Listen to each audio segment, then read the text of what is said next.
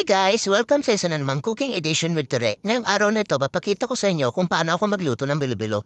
Alam ko halos lahat marunong ito, pero meron kaming nilalagay para sumarap pa ito. Yan pala yung mga ingredients na ginamit ko. Ube, hinog na saging na saba, kamote, sago, glutinous rice na binilo-bilo ng mga pamangkin ko, kakang gata, at pangalawang gata na nakasalang na.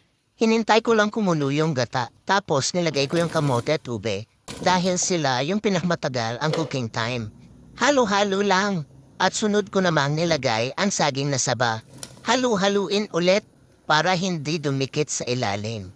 Isinunod ko yung asukal para magkalasa na siya bago ko ilagay ang sago at bilo-bilo. Dinamihan ko lang yung asukal kasi may lalagay pa akong iba dyan.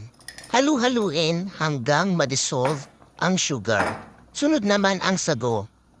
At halu-haluin ulit kasi pag hindi mo hinalo-halo, didikit yan guys sa ilalim. Nilagay ko na yung bilo-bilo, tapos sininaan ko yung apoy at hindi ko na hinalo sa point na yan guys hanggang sa lumutang yung bilo-bilo. Ibig sabihin nito, luto na. Tapos nilagay ko naman yung kakanggata. Nilakasan ko ng konti ang apoy hanggang sa kumulo. At heto yung secret ingredient ko guys, nilagyan ko ng asin. Konti lang guys para mag-balance yung flavor.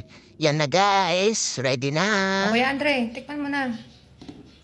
Tikman mo na ang bilo-bilo or tambo-tambong sa Ilocano. Masarap? Masarap. Tikman natin. Ang sarap guys. Hindi masyadong matamis at malinamnam. Yummy.